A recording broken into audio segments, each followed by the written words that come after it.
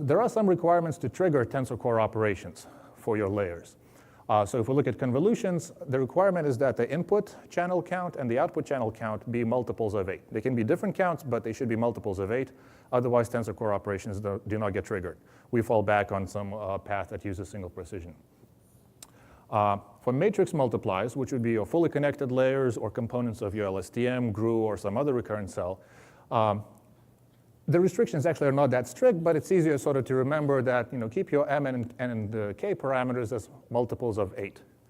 And then at least Tensor Core operations can get triggered. It's even better if you get to powers of 2, but that's not always feasible. And large K sizes actually make multiplications more efficient because they amortize sort of memory overhead in the epilogue when you write out the result in memory, especially if you increment the output. So that's something to keep in mind. And what really this relates to is the width of your, let's say, LSTM or GRU cells in the network, right? So the wider your network is, the larger the K is. So one way to look at this is that Tensor Cores really make it more practical to have wider layers if you need them. So if you're designing models, one thing to keep in mind is ensure that all the relevant layers that you're hoping to use Tensor Cores for use sizes that are multiples of 8, right? This is especially important in embedding and projection matrices.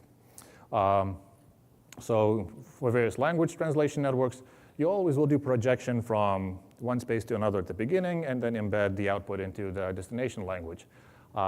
Very rarely out of the box, those are multiples of 8. But padding to a multiple of 8 is pretty simple, right? Those other vectors will never be triggered, and from that you can get a substantial speed up. So, when designing a network, just pad things to multiples of 8 and maybe fill them out with zeros on input or something like that. If you're developing new cells, so there's LSTMs and variations on those and GRU cells and so forth, these oftentimes have multiple matrix operations internally. So LSTM cell would have 4 matrix multiplies internally. Now you could carry them out as a sequence of 4 matrix multiplies, or you can concatenate them into one large matrix multiply.